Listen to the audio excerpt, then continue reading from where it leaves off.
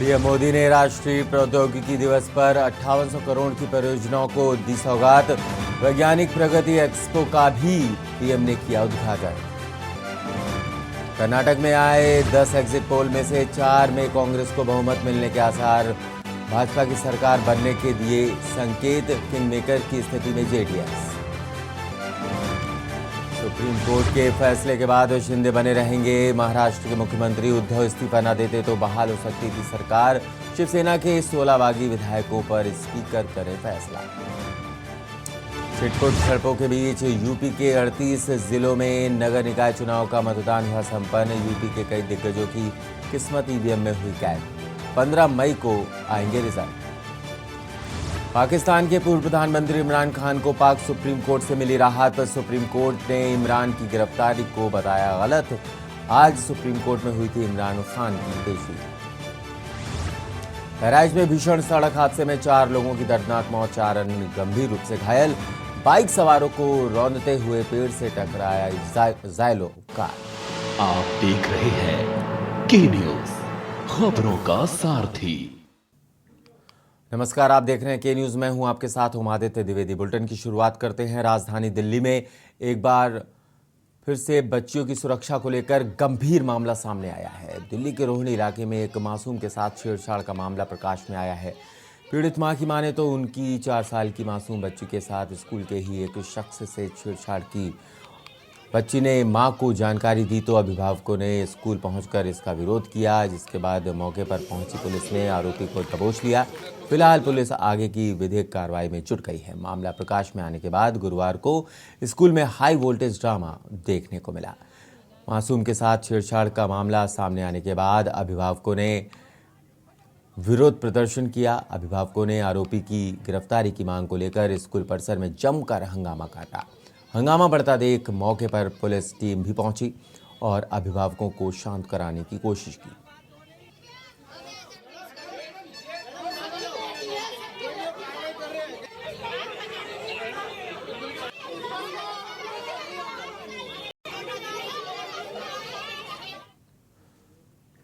खबर दिल्ली से है। केंद्र और दिल्ली सरकार के बीच राष्ट्रीय राजधानी में प्रशासनिक सेवाओं पर नियंत्रण को लेकर लंबे समय से चल रहे विवाद पर सुप्रीम कोर्ट की 5 जजों की पीठ ने आज विराम लगा दिया।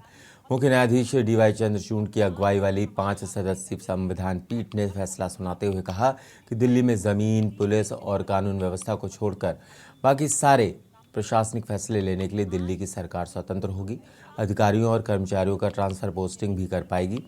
उपराज्यपाल इन 3 मुद्दों को छोड़कर दिल्ली सरकार के बाकी फैसले मानने के लिए बाध्य है। ये एक तरह से दिल्ली की केजरीवाल सरकार के लिए बड़ी जीत है। वहीं केंद्र सरकार और उपराज्यपाल को बड़ा झटका लगा है। एमएलए पालम भावना गौड़ अब जहां एलजी विनय सक्सेना हमारी बात मान गए हैं, तब आम आदमी पार्टी को काम करने में और मजा आएगा और अब आम आदमी पार्टी खुलकर काम कर पाएगी। दिल्ली में रहने वाली जनता को मैं बहुत सारी बधाई दूंगी, बहुत सारी शुभकामनाएं दूंगी, क्योंकि आज सुप्रीम कोर्ट का फैसला ये हमारी अपनी जीत नहीं है, ये पूरी दिल्ली वासियों की जीत है अपने आप में। और निश्चित तौर पे यही फैसला आने की हमें उम्मीद थी। सुप्रीम कोर्ट के माननीय जज साहब। दिल्ली के जंतर मंतर पर पहलवानों को बैठे हुए 18 दिन हो चुके हैं। लगातार राजनीतिक पार्टियां उनके समर्थन में आ रही हैं।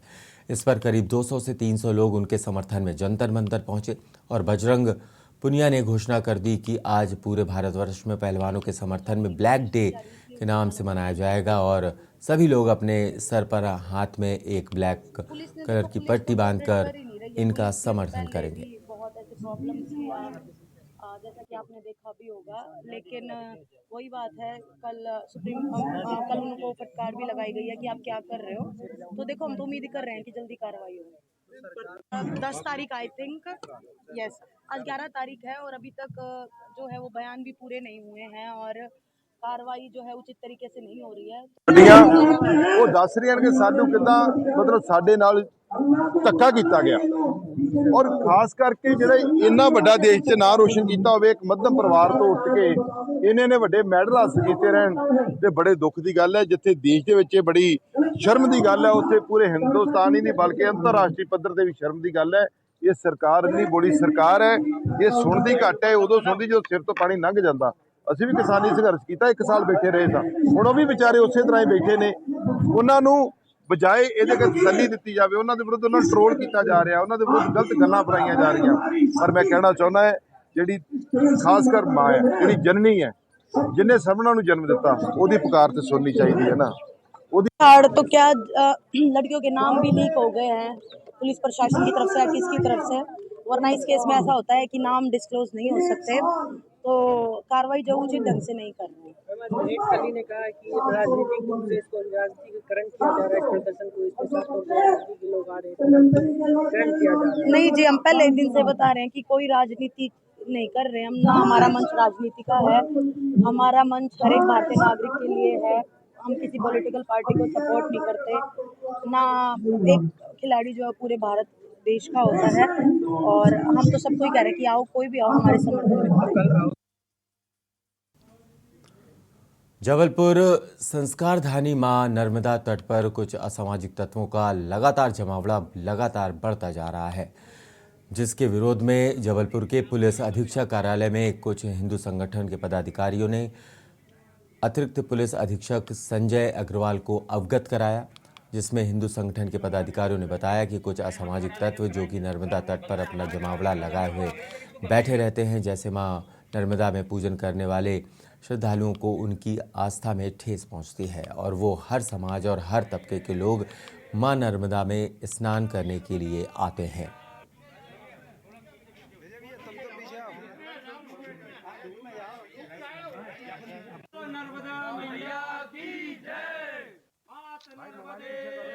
सुनिए तो आप कर लेंगे, हम लोग अलग से बात, ये बुलवा लीजिए ना, अलग से हम लोग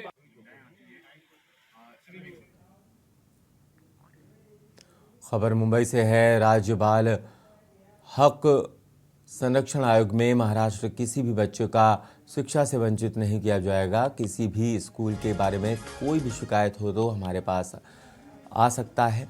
इसके लिए बच्चों को पेरेंट्स को किसी भी तरह की कोई भी स्कूल चीज़ की तकलीफ नहीं दे सकता है। उन्होंने हमें बताया कि मैं शिक्षा मंत्री केसरकर जी से बात करूंगी, हर वो संभव पेरेंट्स का और शिक्षा अधिकारियों का को बुलाकर एक मीटिंग करके किसी भी तरह से मामले का निस्तारण करेंगे।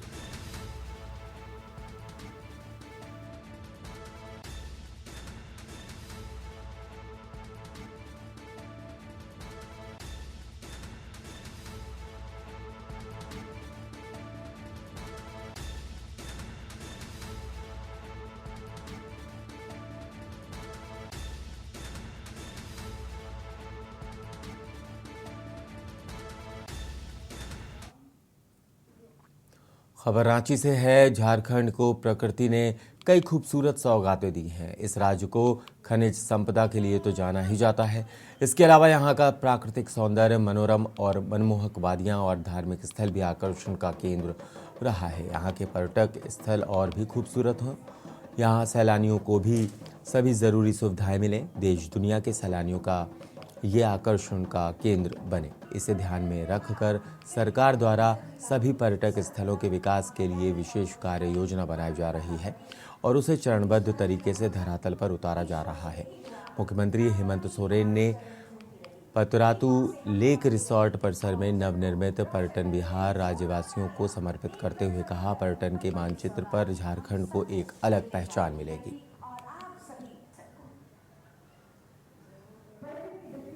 हार्दिक अभिनंदन है और स्वागत करते हुए अपनी ओर से जोहार कर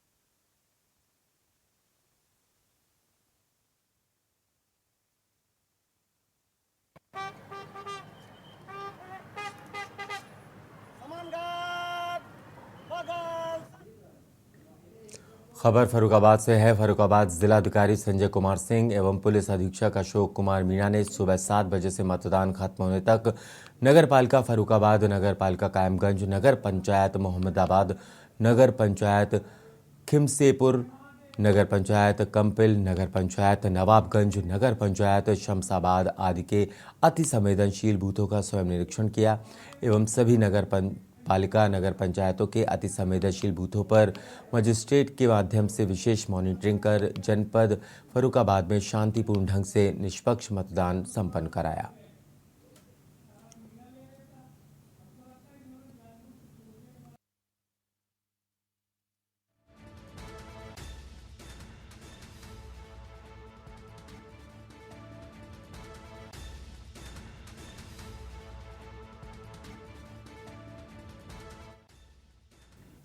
खबर लखनऊ से है, जहां पर एक गालीबाज दरोगा का वीडियो सोशल मीडिया में वायरल हुआ।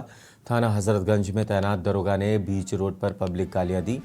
इसका वीडियो वायरल होने पर कमिश्नर एसबी शिरडकर ने इस मामले का संज्ञान लिया और गालीबाज दरोगा को लाइन हाजिर कर दिया। साथ ही उच्च अधिकारियों ने विभागीय जांच शुरू कर दी।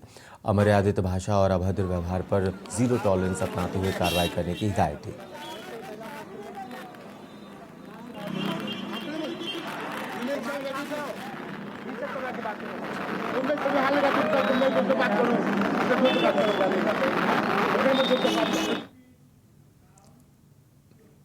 खबर प्रतापगढ़ से है, जहां पुलिस की कार्यशैली से खाकी एक बार फिर शर्मसार हो गई। सब इंस्पेक्टर राम अनुज यादव समेत 2 अज्ञात सिपाहियों के खिलाफ मुकदमा दर्ज किया गया। आईपीसी की धारा गैर इरादतन हत्या के प्रयास में 308 समेत 323 व 504 के जिस थाने में तैनाती की गई थी उसी में मुकदमा दर्ज किया। तीनों पर वाहन चेकिंग के दौरान युवक को रोककर मारपीट गाली गलौज करने का आरोप है। वहीं घायल युवक का प्रयागराज में गंभीर हालत में इलाज चल रहा है। आला अधिकारियों के हस्तक्षेप पर मुकदमा दर्ज हुआ। दिल्हुपुर थाने के बरसंडा पुल के पास की घटना बताई जा रही है।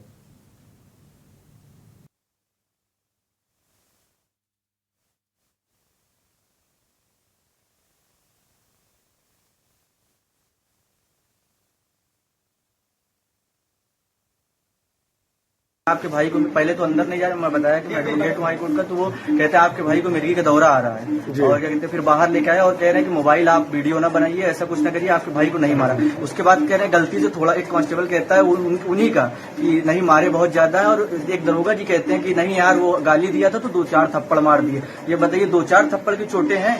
आप बताइए 2-4 थप्पड़ की चोटें। मारा कौन नाम पता है क्या? एक हर्षवर्धन नाम, उसने जो एक बार बोला तो हर्षवर्धन नाम बताया, और वहाँ एक दरोगा जी थे और एक हेड कांस्टेबल थे हवलदार और 2-3 कांस्टेबल थे जिनको हम पहचानते हैं, और सब तो मान लीजिए बाद में आए जिनको उंगली इशारा करके दिखा रहे थे। मैं खुद गया तो लॉकअप में मार रहे थे।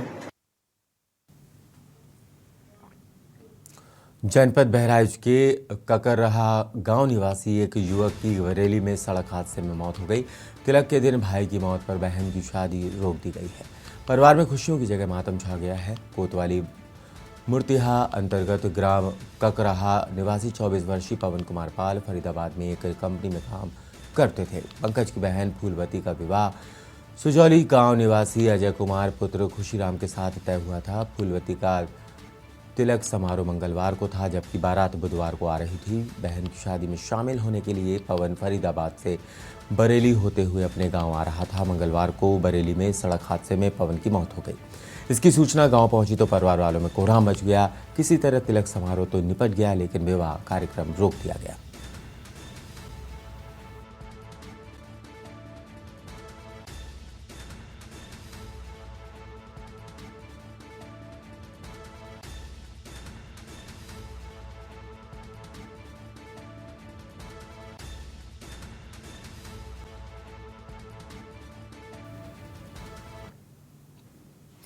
परिवार में कलह और अवैध संबंधों का शक अक्सर घर को उजाड़ देता है। कुछ ऐसा ही एक मामला कानपुर में देखने को मिला, जहां पर अवैध संबंधों के शक में एक अधेड़ ने अपनी पत्नी की नाक ब्लेड से काट दी और बीच बचाव करने आई लड़की को भी मौत के घाट उतार दिया, जिसके बाद उसने फांसी लगाकर अपनी जीवन लीला समाप्त कर ली। कानपुर के नवस्था में मर्डर एंड सुसाइड की इस सनसनीखेज वारदात के बाद क्षेत्र में सनसनी का माहौल बना हुआ है। डीसीपी साउथ सलमान ताज ने बताया कि लगभग 14 साल पहले छोटू नामक व्यक्ति की शादी हुई थी। छोटू जिला पंचायत सदस्य के घर ड्राइवरी का काम करता था। पति पत्नी में अक्सर झगड़ा होता था, जिसको लेकर दोनों लगभग 7 महीने से अलग रह रहे थे। लोगों ने समझा बुझाकर छोटू की पत्नी को उसके पास भेज दिया था। पति को शक था कि उसकी पत्नी के किसी से अवैध संबंध है। उसी को लेकर एक बार फिर से दोनों में झगड़ा हुआ और छोटू ने गुस्से में आकर ब्लेड से अपनी पत्नी की नाक पर वार कर दिया।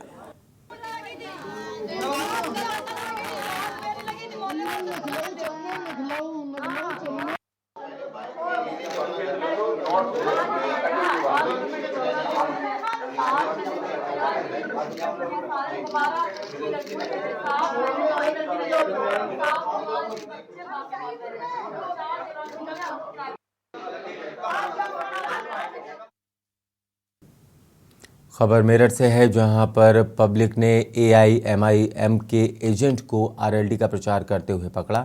वहीं AIMIM के समर्थकों ने जमकर हंगामा किया। लोगों ने इसका वीडियो बनाया जो कि सोशल मीडिया में वायरल हो रहा है। आपको बता दें कि एजेंट ने मारपीट का भी आरोप लगाया। मेरठ के मवाना नगर पालिका का ये मामला बताया जा रहा है। आपको जिम्मेदारी दी है, RLD का प्रचार कैसे कर रहे हो? क्या भैया चल थाने। अरे चल कैसे अंकल, आप क्यों कर रहे हो? ये कुछ हम आपसे बात ही नहीं कर रहे। आपसे बात ही नहीं कर रहे। इसने सॉरी वोरी कुछ नहीं, थाने चल। सुन तो मेरी बात। चाचा जी आपसे मैं बात नहीं करूँ, मैं आपसे बात नहीं करूँ। दबाव बनाने की बिल्कुल कोशिश नहीं करोगे। अरे वो चचा के लिए ले लिया था। जब MIM पार्टी का आपको दिया है, आप RLD को और कैसे करा रहे हो? एकदम से क्या होगा? ये मुल्ला जी दबाव बना रहे हैं। अरे ये लड़का धमकी दे रहा है, चढ़ रहा है। अरे चल तू छोड़ यार। और साजिद मम्मू से क्या कर दिया? इधर चेहरा दिखाओ जरा। नहीं है, बैग में से निकालो। पूरा ये टांग रखा है इसने गले में। ये जब गले में टांग रखा है और डालो। आपको बस्ता किसने दिया हुआ है? अरे आपने दिया। तो आप RLD का प्रचार कैसे कर रहे हो? प्रचार नहीं कर रहे वैसे भाई। आप कैसे कर रहे हो RLD का? जब हमने बस्ता आपको दिया है, आपको जिम्मेदारी दी है, RLD का प्रचार कैसे कर रहे हो? क्या भैया चल थाने। अरे चल कैसे अंकल, आप क्यों कर रहे हो? ये कुछ हम आपसे बात ही नहीं कर रहे। आपसे बात ही नहीं कर रहे। खबर लखनऊ से है, जहां पर वाहन चोर गिरोह को पुलिस ने गिरफ्तार कर बड़ी सफलता पाई है। 5 चोरों को पकड़कर सख्ती से पूछताछ की गई, जिसमें उन्होंने 100 से ज्यादा चोरी के वाहन बेचने की बात कबूली है। 33 नंबर और पेपरों के साथ छेड़छाड़ करके वाहन को बेचने का काम करते थे। वहीं पुलिस ने चोरों के पास से 10 4 पहिया वाहन और 2 मोटरसाइकिल बरामद की है। कुछ दिन पहले इसी गिरोह के सदस्यों को विभूति खंड पुलिस ने गिरफ्तार किया था।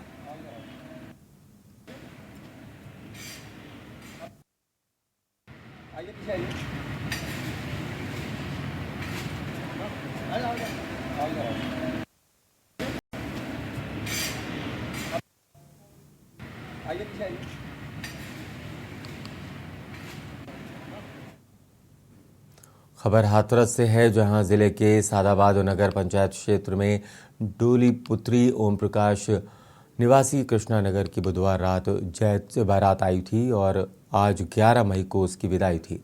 विदाई से पहले डॉली ने सादाबाद ब्लॉक में बने पिंक बूथ पर वोट डाला और ससुराल के लिए विदा हुई। डॉली ने नए जीवन की शुरुआत से पहले मताधिकार प्रयोग करने पर खुशी व्यक्त की। साथ ही सभी ने इसकी सराहना की।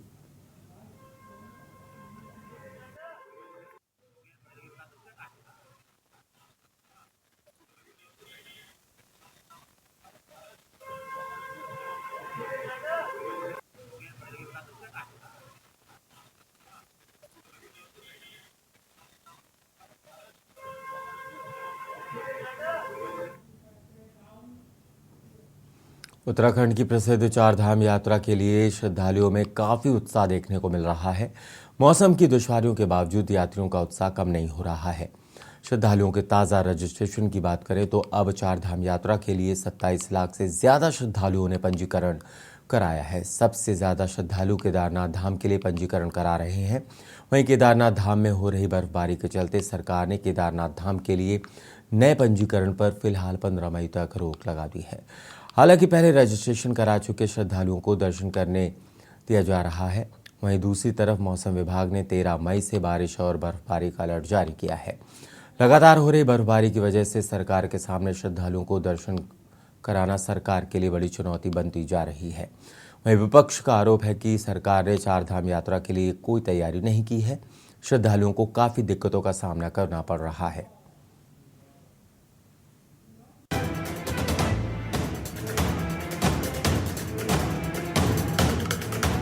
22 अप्रैल से शुरू हुई चारधाम यात्रा के लिए श्रद्धालुओं में काफी उत्साह देखने को मिल रहा है। मौसम के दुश्वारियों के बावजूद यात्रियों का उत्साह कम नहीं हो रहा है। श्रद्धालुओं के ताजा रजिस्ट्रेशन की बात करें तो अब चारधाम यात्रा के लिए 27 लाख से ज्यादा श्रद्धालुओं ने पंजीकरण कराया है। सबसे ज्यादा श्रद्धालु केदारनाथ धाम के लिए पंजीकरण करा रहे हैं। वहीं केदारनाथ धाम में हो रही बर्फबारी के चलते सरकार ने केदारनाथ धाम के लिए नए पंजीकरण पर फिलहाल 15 मई तक रोक लगा दी है। वहीं चारधाम की यात्रा में आए श्रद्धालुओं ने बताया कि उन्हें ठहरने के लिए एक कमरा 10,000 रुपए से अधिक का मिल रहा है।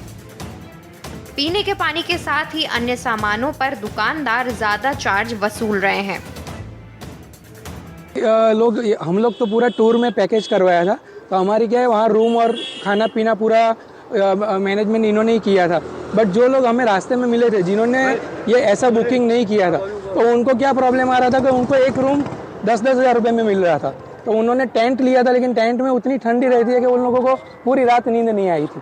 तो ये सब लोगों को यह है रूम पहले से बुक करके ही जाना चाहिए, क्योंकि केदारनाथ में -10 डिग्री, -2 से -10 डिग्री है, तो उतनी ठंड में जनरली हम लोग रहते नहीं है, तो वो रूम रहेगा तो ही अच्छा है। जब चालू हुआ ये हमारा 7th को हमको जाने का था, तो साइड पे बैठे 11:15 बजे को मैं बैठ गया था। 12 बजे साइड चालू होने वाला था। 12 बजे मैंने अपना लॉगिन किया और साइड में गया। 2 बार मुझे पेमेंट मोड तक ले गए। पेमेंट मोड से आगे बैंक सिलेक्शन का आता है ड्रॉप डाउन मेनू में, वो बैंक का सिलेक्शन का कोई ऑप्शन ओपन ही नहीं हुआ। 3-4 बार हुआ। मैं 2 बजे तक साइड पे बैठा रहा। बाद में स्लॉट नॉट अवेलेबल ऐसा आता था। तो मुझे इसमें डाउट है कि ये सुविधा है वो जनरल पब्लिक के लिए नहीं है। जो 12 बजे बनने में इतनी सारी फ्लाइट चल रही है, फिर भी हमको बुकिंग नहीं मिला। और पालकी वाले जो आते जाते रहते हैं ना, इसमें ज़्यादातर भीड़ हो जाती है और आना जाने का रास्ता जो है ना बहुत ख़राब है। कोई भी कभी भी गिर सकता है, कभी भी मर सकता है, तो खाड़ी में चला जाएगा, ऐसा भी हो सकता है। वो भी सुधारना चाहिए। यहाँ पुष्कर धामी की जो सरकार है उसको ये ध्यान रख के ये करना चाहिए, क्योंकि यहाँ से क्या है पूरे हिंदुस्तान में से और पूरे वर्ल्ड में से भी आते होंगे, कोई भी उसको ऐसा मालूम नहीं होगा भी ऐसा रास्ता होगा। एक तरफ जहां श्रद्धालुओं में चारधाम यात्रा को लेकर काफी उत्साह देखने को मिल रहा है, तो वहीं दूसरी तरफ मौसम विभाग ने 13 मई से बारिश और बर्फबारी का अलर्ट जारी किया है। लगातार हो रही बर्फबारी की वजह से सरकार के सामने श्रद्धालुओं को दर्शन कराना सरकार के लिए एक बड़ी चुनौती बनता जा रहा है। मुख्यमंत्री पुष्कर सिंह धामी ने सभी यात्रियों से अपील की है कि वह मौसम और पैदल मार्ग का जायजा लेकर ही आगे की यात्रा करें। जबकि विपक्ष का आरोप है कि सरकार ने चारधाम यात्रा के लिए कोई तैयारी नहीं की है। श्रद्धालुओं को काफी दिक्कतों का सामना करना पड़ रहा है।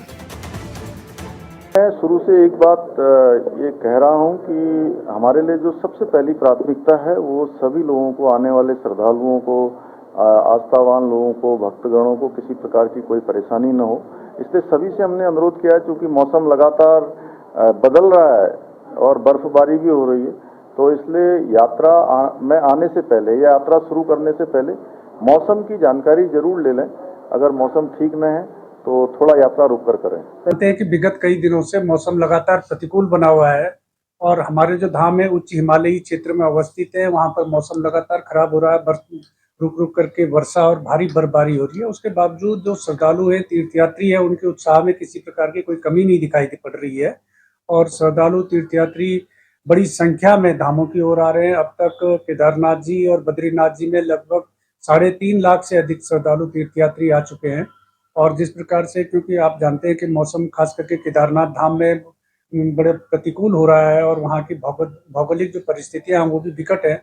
इस दृष्टि से लगातार वहाँ पर जो यात्री हैं, श्रद्धालु जो केदारनाथ धाम आना चाहते हैं, उनसे हम लगातार अनुरोध कर रहे हैं कि वो केदारनाथ धाम की यात्रा करने से पूर्व मौसम का अपडेट लें, पैदल मार्ग का अपडेट लें। व्यवस्थाएं दिख रही हैं और एक बयान जारी करके बीकेटीसी के अध्यक्ष ने लोगों से आग्रह किया है कि प्रदेश की छवि बिगाड़ने वाले वीडियो ना डालें। यूट्यूबर्स को तो तहमत वो लगा रहे हैं कि यूट्यूबर्स वहां आकर लगातार चारधाम की छवि बिगाड़ रहे हैं। मेरा निवेदन रहेगा बीकेटीसी के अध्यक्ष से कि आपके पास अकूत संपत्ति है, आपके पास बहुत सारे ऐसे सोर्सेज हैं जिससे कि आप व्यवस्थाएं सुधार सकते हैं। आप उसमें ध्यान देंगे तो अच्छी पब्लिसिटी भी होगी, प्रदेश की अच्छी छवि भी जाएगी। व्यवस्थाएं सुधारने में ध्यान दें। कौन क्या उसका प्रचार प्रसार कर रहा है, इस पर आपका फोकस नहीं होना चाहिए। कुल मिलाकर श्रद्धालुओं में चारधाम यात्रा को लेकर काफी उत्साह देखने को मिल रहा है। पिछले वर्ष 46 लाख से ज्यादा श्रद्धालुओं ने चारों धामों के दर्शन किए थे, जबकि इस वर्ष मई महीने में ही 27 लाख का आंकड़ा पार हो चुका है, जो ऐतिहासिक है। सवाल यह है कि आखिर सरकार कैसे मौसम की मार के बीच इतने श्रद्धालुओं को दर्शन करा पाएगा। आखिर क्यों सरकार मुनाफाखोरी पर रोक नहीं लगा रहा। Uttarakhand bureau report.